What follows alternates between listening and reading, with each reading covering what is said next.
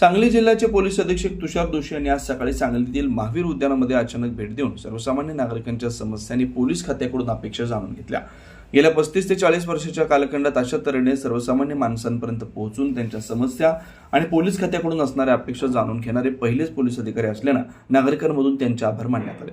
दरम्यान आज सकाळी 7 वाजण्याच्या सुमारास तुषार दोशी हे लोकहित मंचचे संस्थापक अध्यक्ष मनोज भिसे यांच्या पुढाकारानं महावीर उद्यानात पोहोचले आणि त्यांनी ज्येष्ठ नागरिक, तरुण, त्याचबरोबर हास्य क्लब सदस्य, महिला यांच्याशी संवाद साधून त्यांच्या समस्या आणि पोलीस खात्याकडून असणाऱ्या अपेक्षा जाणून घेतल्या।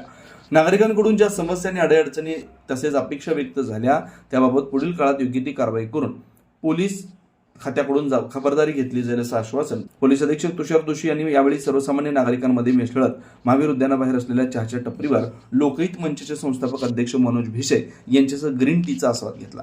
बापटमाळा या प्रसिद्ध सांगलीच्या उद्यानाला भेट दिली। येथील नागरिकांशी संवाद साधला। ज्येष्ठ नागरिक असतील, व्यापारी, सर्वच विविध क्षेत्रातील येथे येणारे नागरिक त्यांच्याशी संवाद साधला।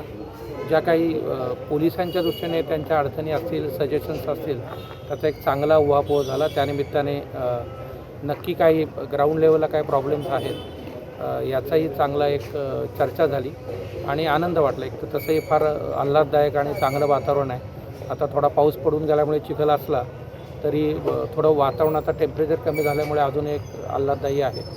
तर हा एक चांगला उपक्रम होता आणि आनंद वाटला। त्याच्यामध्ये ज्या काही समस्या माझ्या दृष्टिकोनातून ज्या दिसल्यात मला त्याच्यावर नक्की आम्ही प्रयत्न करू त्या सोडवायच्या। धन्यवाद। जय हिंद।